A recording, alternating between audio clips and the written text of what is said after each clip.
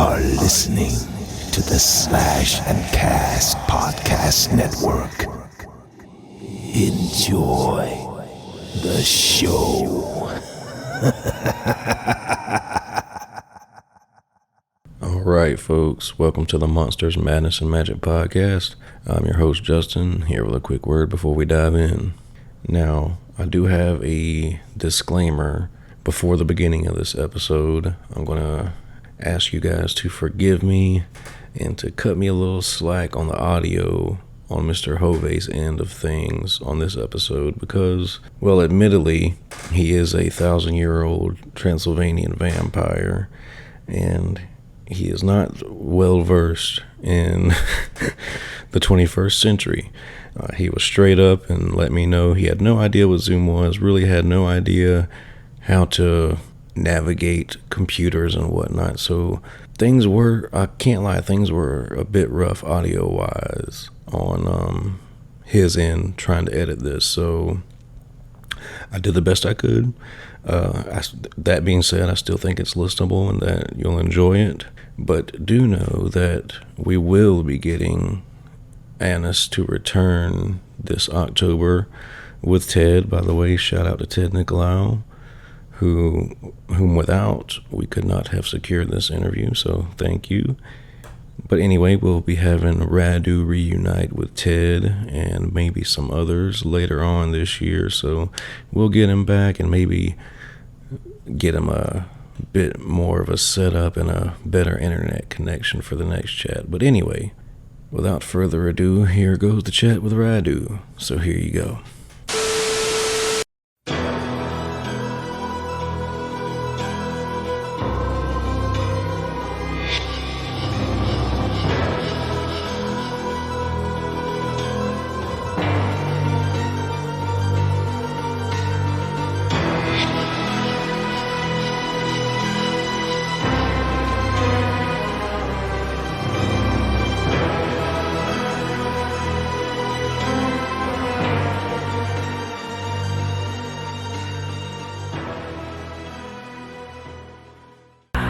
Greetings, boils and ghouls. This is your comrade, the Crypt Keeper here, reporting dead from the sanctuary of the strange.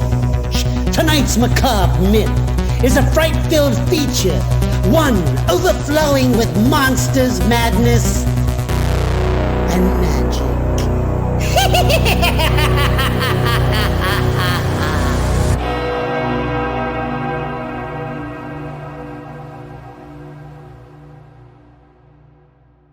Alright, Anders, why don't you take us back in time, my friend, to when you were a child growing up in Greenland. Were you a fort builder, book reader, troublemaker, or all of the above? Well, I don't know. I mean, I was into my dog sleighs in the winter time and hunting in the boat during summertime and being a bad boy and a good boy. No, I mean, I'm just living in the nature, so to speak, without romanticizing more than it actually was. So that's what I did until I was around 16, I guess. Then the family went back to Denmark and then finished my school there and went to the university for a while. That didn't really work. Then I went in, applied for the acting school in Copenhagen and got in. Then did that for 3-4 years or whatever it was. I think it was 3 years. Now it's 4 years. Shortly after that would be something that I'm married with a wife, a sweet wife, and she's an American. She wants to go back to the States for a while at that point. She's been here. And then we went to LA, tried it out, and got my green card and started out in a theater out there, a play called Break on the Ranch, which is a wonderful movie as well. Then I did General Hospital, got my big break there. You know, got a lot of good friends, more like you, Kip Ryan, which I still have. I'm in contact with, and Tony Jerry, who we eventually stopped in General Hospital and moved to Amsterdam in his absolutely wonderful apartment right down the canal. While being out there, I obviously met Ted, and the rest is silent. Now, initially, you studied law like your father. What was the catalyst for that shift? Mainly bored. I didn't pass what I had to pass. So in that sense, then I went into studying economics. That was actually quite interesting, but for some reason I didn't make it. And then there at the university, they needed some extra down at the theater to make a little pocket money. I went down there and really caught my imagination. Then the director asked me to apply for school, and he hooked me up with one of the senior actors at the theater. So how far along the path did you start to take acting seriously to where you thought you could pursue it as a career potentially? Oh, yeah, well, I was very serious. Actually, for many years I loved it. But there's a big satisfaction in hiding behind the character. Right. There's a big satisfaction in that. You can always blame it on the director. No, it's a wonder. When it's good, it's good. When it's bad, it's absolutely horrible. I often wonder how you can sort of stand watching a bad movie, but watching a bad theater is absolutely horrible. Well, you just mentioned that bad theater is exceptionally bad. Do you recall any negative experiences that you had on the stage early on? Oh, I mean, I don't know. For many years, I guess I had too much respect, for lack of a better word. But then I grew into it, and I really loved. I worked with a lot of some of the greatest women in Danish theater, which was an eye-opener for me. I've always been good at working with women. So I've worked with some of the biggest stars on the women's side in this country, and it's been absolutely wonderful. As well as I think Spinola and I on General Hospital were good at working together. Now, during your time on stage, do you have any roles that stick out to you as your some of your personal favorites? Yeah, but it's by a writer not known in the States at all for some reason. It's a Swedish writer called Lars Lorraine. I did quite a few of his plays. They're really good. It's a Scandinavian kind of Orby that good stuff. So how did that very first professional gig pop up for you in Denmark? It was back in the day when we didn't have an age. The head of the theater would call, ask if you would be interested in this play and whatever. So, I mean, I've been pretty lucky in my time in the sense that we didn't have to audition a lot. When the phone call and you were offered the job, it's not until the last, 15 years that all this creeped into the Danish business side of that as well. So, but I don't have to audition for theater. Yeah, I think you got that role locked up. I hope so. So early on, you worked in Greenland and Denmark. When you finally made that jump to the United States, was it a big culture shock for you work-wise? Was there a big difference in the work environment at all that you had to get used to? Yeah, in a way it was. But the beautiful thing about being in LA back then was that I didn't have to be there. I mean, right, in that sense, the first few years out there was an adventure. So that audition thing was a whole new thing. Well, I went to an audition on that theater play I started out on, Break Moran. Obviously, I had to audition for General Hospital as well, which was a very long process, which I wasn't used to. I had never tried it.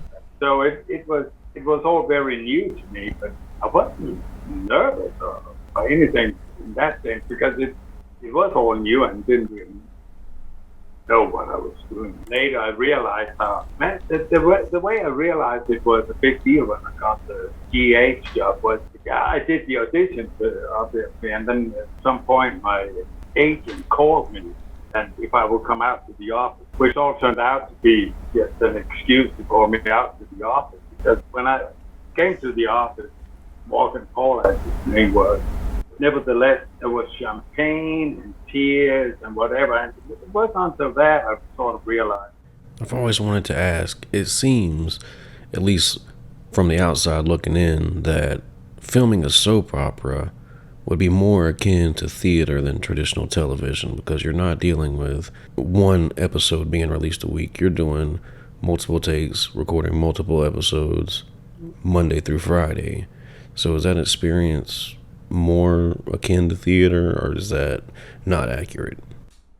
No, I would say that soap is pretty much the closest you come to theater on film, so to speak, because you have these 4 or 5 cameras that they just roll, and then they more or less do the editing as they film.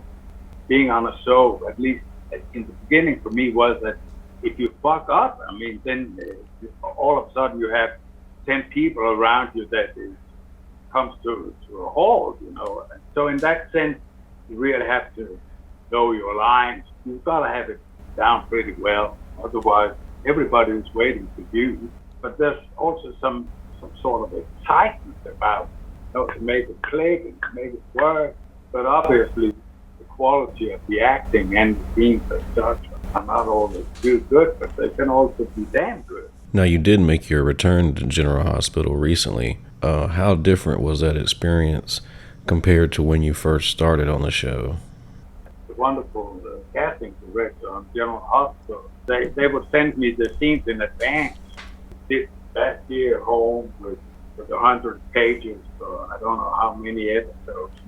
Then you just have to learn it by heart, and then you go over there, and then you shoot it all within a week, and then you're out.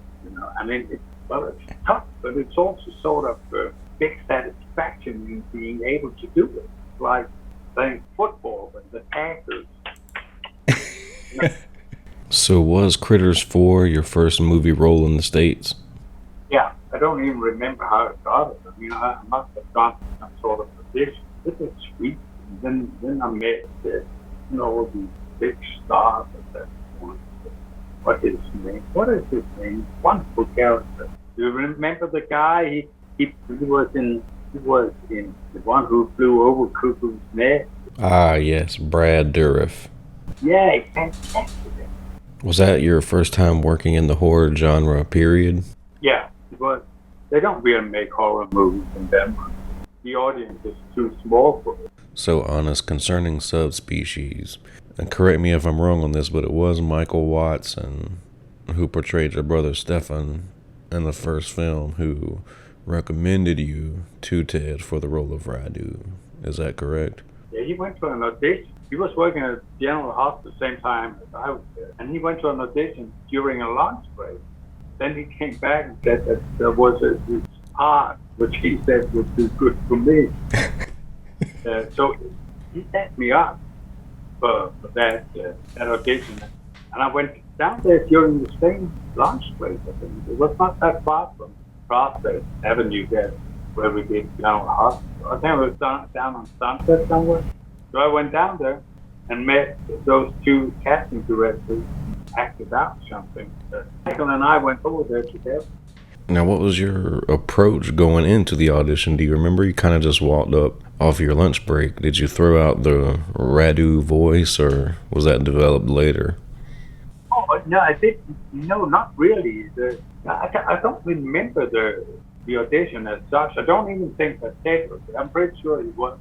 As far as I remember, he was out scouting locations at that point. So he didn't. I didn't meet him actually until I came to Romania. But first, I don't know. We didn't shoot for the first 2 or 3 weeks due to technical problems, due to the fact that Ceausescu had just been killed and everybody were out in the streets demonstrating for this and that, whatever, which was absolutely fair. So we had our share of red wine during those 2 or 3 weeks. Back then I was smoking as well. And at one point, the tech came and told us that we would shoot the following day, and we went out on the location. How does he speak this Radu Vladislas? And I think that I had not been too proud of that either, but I think I've been drinking a couple of red wine at my 20 cigarettes, so my voice was already down there. That's how it came about. So there was nothing else to do from that point on. So when it comes to Radu the character, were there any other vampires or characters from film or fictional history that you look to sort of draw inspiration for the character? I looked at Klaus Kinski, who did. I looked at that a little bit, But otherwise, Ted and I made it up as we went along. Because initially, Ted and I didn't hit it off at all. Really? Yeah, well, I mean, it sounds strange, but it had to do with the cast as such were, I mean, we didn't work. We were supposed to be there for 4 weeks. We ended up being for 14 weeks, and it was pretty draining. Also because we lived up in Transylvania, and we were basically the only people at the hotel, something like 400 rooms, and we were the only people there, and it was shining light walking around all over. You know, in the end, you wouldn't even care to say good morning or good night or whatever. You know, it was horrible. So in that sense, the move was rather tense. But eventually, I mean, I would cry and Ted would cry. We'd love each other and everything would be good. And we've been best friends ever since. Did you read his book, The Potato something? I did not. You should turn a few pages. You won't believe it. But so it became very nice relationship I had with Dad, because in the end, not in a bad sense, but in a good sense, I would just do what he would ask to do, so to speak. It's very nice, at least that's my point of view, when as an actor, when you have someone upon you can hang the responsibility in the best sense of the word, because you know that you're in good hands. How involved was Charles Band in the whole production? Did you have any interactions with him, hands-on? No, not really. I mean, in first time out there, we were shut down for quite a while. Part of the cast wanted to go home, so Charlie sent out his father, signed a contract and whatnot. So that was basically the only thing I knew about Charlie. I mean, I didn't meet Charlie until years later, but I don't recall. I think the first time I met Charlie was at the reunion in 1991. But I met him a few times since. You touched on this a bit earlier, Anders, and I had a chance to talk with Ted about this briefly. You guys were over there filming the Subspecies series at just a wild time for Romania, you know, as you mentioned, with the fall of communism. So what are some of the memories that stick out to you when you reflect on that time in Romania? It was very moving, actually, to see how the people around us, the Romanians around us, sort of lightened up, door opening into some sort of freedom which they haven't had for decades at that point. And, I liked it a lot. It was beautiful, and we became sort of, I would say, a tight unit. Also because of the following the movies we did, it was, if not exactly the same crew, but then it was close to being the same crew. And how are you, and how are things? And people had got divorced and got married and had kids, and you know, so you're sort of following their lives as well as they were following ours. That was very sweet. Then we had that beautiful reunion, I think that 2-3 years back in Romania, where I was invited by Vlad, the photographer, now own half of Romania, the head of the studio, and became a very wealthy man. So there, Ted was there as well, and we met those people again, and you know, it's like we were together yesterday. Part of the reason that we were in Romania for so long the first time around was because of the demonstrations and all that. So throughout the Subspecies series, we see Radu evolve, as any good character should. When it comes to Radu's character arc, did you have any input, or did you contribute any dialogue, anything along those lines, or was that strictly Ted? Basically, that was Ted who's responsible for it, for many good reasons. But I mean, should I have an input or have a say, then Ted has always been a man who's listened, and that's the way it should be. It doesn't work as such as I would call Ted and say, couldn't we do it like this, that? Maybe I've done that a few times.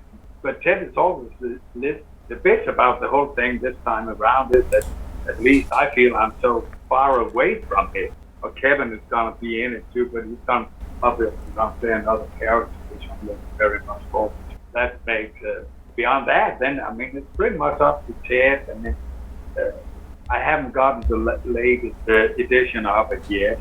It's a prequel, as you well know. So I guess we're going to come into how he ends up with this sort of wars and all that. I mean, yeah, man, it's been, 25-ish, maybe more years since the last film. Are you excited to return to the character after all these years? Yeah, well, I am sort of excited about it, but I'm also a little nervous because it's also that I want to see it happen before I believe it.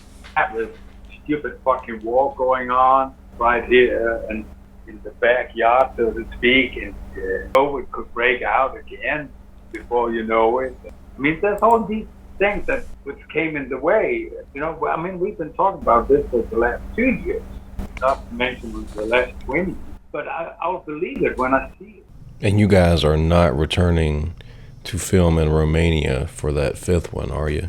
At this point, we're not going back to Romania. We're going to Serbia, which is basically next door, but it's another language, and I don't really know how much of the locations have been secured yet.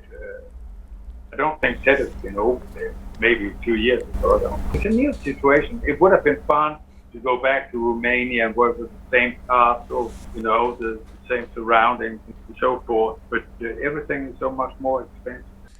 So out of all the Subspecies films, which one is your personal favorite? The first one, I love it. I mean, the lighting and It's damn near impossible to match the lighting in Subspecies 1 today. yeah, and there was a lot of natural light, very unusual doing any movie. The production value of it. And this isn't a question, honest, as much as a comment. I just feel I have to let you know, since I have the chance to talk to you. I mean, your performance as Radu, if you don't know, folks that enjoy horror movies and vampires and the like myself, you're held in very high esteem, my friend. I mean, if your name isn't Bela Lugosi, you're right there, and I'll argue that with anybody. So just want to say, while I got the chance and you're here, you were fucking great in those movies. Yeah, I can feel that we did something right when I'm over there and we go to these conventions. Yeah, people are very welcoming and sweet about it. That's nice. That's nice. I mean, what is 20, 30 years ago almost now, you know what I mean? But I enjoy it when I'm over there. So. Do you remember when the popularity of Radu sort of struck you on the head and you kind of had the realization like, oh man, this is really a thing? It took me quite a while. I mean, I didn't, I don't think I really realized it until those horror channels came on. No, I didn't think about it for many years. We had these reunions with the first cast. Then we would talk about it. And Ted obviously knew that we had to get something right. You know, because also, I mean, I went to Canada and was out of the loop for a while. And I went to New York, went back to Denmark, and back to LA. And it wasn't until I was invited to the Reiki convention. That's when it really hit me the first time. Yeah, there was one in New Jersey, there was one in Cincinnati. I think I went to I don't know, 3 or 4 of them. What was it? New Jersey, Acorn. There was one in Kansas. Never been to Kansas before. That was, or close to Kansas. I flew into Kansas City, and it was so hot. It was so hot. I mean, and maybe that's 3 years ago, I was gonna die. But that was one of the conventions, you know, were great, but wonderful too. So have you done any theater work since your younger years? Are you still involved on the stage? Well, the last time I was on stage was about 18 months ago. I ended, and actually I call myself retired, but you know, you can call yourself whatever you want to call yourself, but I am retired. I mean, I'm not looking for jobs anymore. But beyond that, I mean, I don't think I'll go back to the stage. Not that I don't like it or whatever, but it really has to be good if I'm going back. It's really hard work. Not that I mind working, but I can't work. Let me ask you this, honest. Say you could go back in time and take a different approach to a role you've had in the past. What role would that be? if I had one more crack at something, then I would be a journalist. Before I went to the university, I tried to become a journalist, failed 4 times to get into what we call the journalist high school here. I wasn't good enough, and my big dream was to be a journalist from war zones and stuff like that. Yeah. But you remember, when I wanted to be a journalist, that was back in the 70s when Vietnam War was going on, and when the television would show you stuff from the war zone and stuff, which was actually pretty new and scary. That was my big dream back then, to be a journalist. That's very interesting. Do you write at all anymore? No, I wouldn't say I write it. But me and my friends are making some songs from time to time, which we record. And, actually, I hope that we'll go into the studio here within this month and finish up a few songs, which I may sing on 1 or 2 of the tracks. But we have a wonderful woman who's singing, and we have a guitarist that's singing. So I play a little guitar, but I have the pleasure to write most of the songs. I know it's late over there, Honest, and we've been dealing with technical difficulties. So just to wind down here, what are some of your personal favorite films? Ordinary People. That's my favorite. Robert Redford's first movie as a director. I think it's from 1980. Tim Hortons, Donald Sutherland, Mary Tyler Moore, Elizabeth McGovern. It's a great movie. What would you say has been the best acting advice that you've received throughout your career? But there's a big difference between making movies and being on stage. Making movies, you pretty much. There's a wonderful thing. I don't know if I think it's true that Katharine Hepburn, either she wrote in the memoir, the book that was written about her, that in her movies with Spencer Tracy, they would do their scenes in 2 shots before noon every day, because afternoon Spencer Davis would be too fucking drunk and he would be sent home. So all the close-ups of her acting at him would be to a broomstick, played by Samuel Beckett, called So Thou Who Falls. I was given the part, I think, 10 days before the opening, because there's a beautiful thing about being on the stage when it's good. You can feel it afterwards, but you know whether you've done good evening or not. Well, Honest, I know you just said you were semi-retired, but before I let you go for the afternoon, is there anything in the pipeline, anything on the horizon you can tell us about? There might be something, but that's very far out in the future. And let's say with an Icelandic director, but that's at least 18 months out in the future, so it's very iffy and also. Understood. But beyond that, I guess I hope that I'm going to hook up with Jay come October, September. Right. We all hope. Well, sir, I can't thank you enough for giving me some of your time this evening. It's been an absolute pleasure chatting with you. Well, my pleasure. I hope you can use it for something. I guarantee you I can do that. You have my phone number, you have my email, you have everything. You just call if anything is needed. You want something extra to be answered or whatever. You have a great night. Bye-bye. Bye-bye. Welcome to the night. You think you know Night Demon?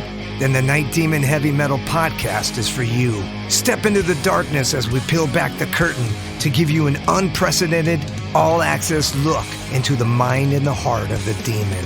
We're talking band history, song analysis, studio anecdotes, stories from the road. It's everything a diehard Night Demon fan could want and more. This is the only place to learn the inside scoop, the deep dive trivia, the untold tales from the band members themselves and those closest to the Night Demon story. Need more? The Sacred Night Demon Crypt will be pried open to reveal demo recordings that have never before seen the light of day, all with in-depth commentary by the band and the people who were there for the writing and recording process. This is a gold mine a treasure trove of all things Night Demon. Head over to nightdemon.net or wherever you listen to podcasts.